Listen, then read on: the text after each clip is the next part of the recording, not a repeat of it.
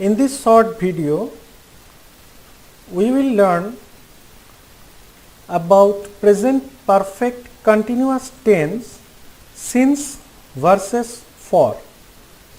Present perfect continuous tense ব্যবহার করার সময় আমরা since ব্যবহার করে থাকি এবং for ব্যবহার করে থাকি। তো কোথায় since ব্যবহার করা হয় এবং কোথায় for ব্যবহার করা হয় আজকে আমরা শিখব। প্রেজেন্ট পারফেক্ট কন্টিনিউয়াস টেন্স সাধারণত আমরা ব্যবহার করে থাকি এমন কোনো কাজ বোঝানোর সময় বা এমন কোনো ঘটনা বোঝানোর সময় যেটা পাস্টে শুরু হয়েছে এবং জাস্ট এইমাত্র স্টপ হলো অথবা এখনো কন্টিনিউ চলছে। সেন্টেন্স ফ্রেম আমরা শিখেছিলাম হ্যাভ অথবা has plus been plus present participle form of main verb, যেটাকে আমরা I N G form of main verb বলি। For example, it has been raining all day, অথবা আমরা বলতে পারি ফর অল ডে বা for whole day. Second example, I have been waiting for her since morning.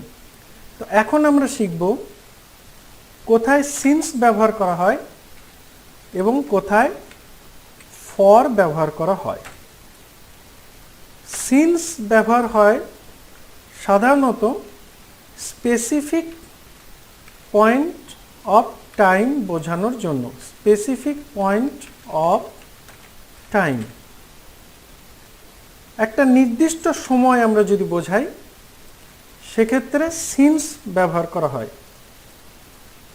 যেমন আগের এক্সাম্পলটাতেই আমরা যদি বলি ইট has been raining since morning অথবা সিন্স 9 o'clock, 9 o'clock। এইটা ব্যবহারের সময় স্পেসিফিক পয়েন্ট অফ টাইম ব্যবহার হলো।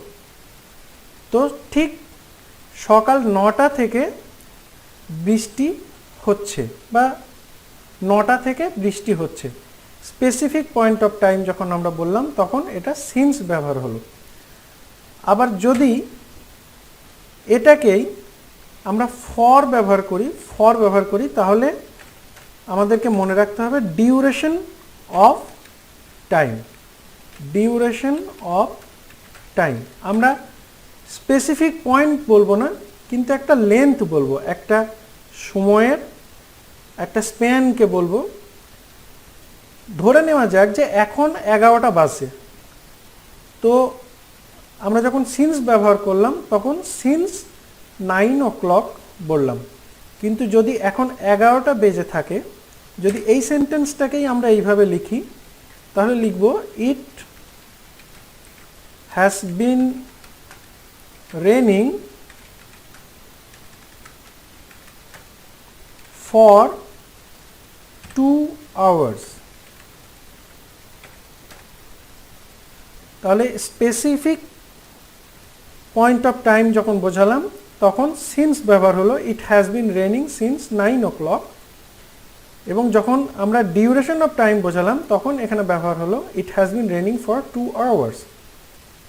ঠিক সেকেন্ড এক্সাম্পলটাতে আমরা যদি দেখি I have been waiting for her since morning, তো যদি এখন আফটারনুন হয় তাহলে আমরা এখানে ফর বলতে পারবো, যে আই হ্যাভ বিন ওয়েটিং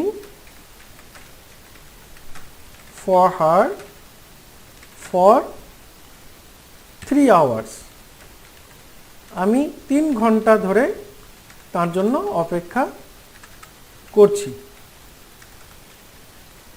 তো এই হচ্ছে বেসিক পার্থক্য। সিন্স ব্যবহার হবে স্পেসিফিক পয়েন্ট অফ টাইমের ক্ষেত্রে এবং ফর ব্যবহার হবে ডিউরেশন অফ টাইমের ক্ষেত্রে। আশা করি সকলে বুঝতে পেরেছেন। টিউটোরিয়ালটাকে লাইক করুন এবং শেয়ার করুন এবং সাবস্ক্রাইব করে রাখুন, বেল আইকনকে অ্যাক্টিভেট করে রাখুন for more tutorials. Thank you very much for watching. Happy learning.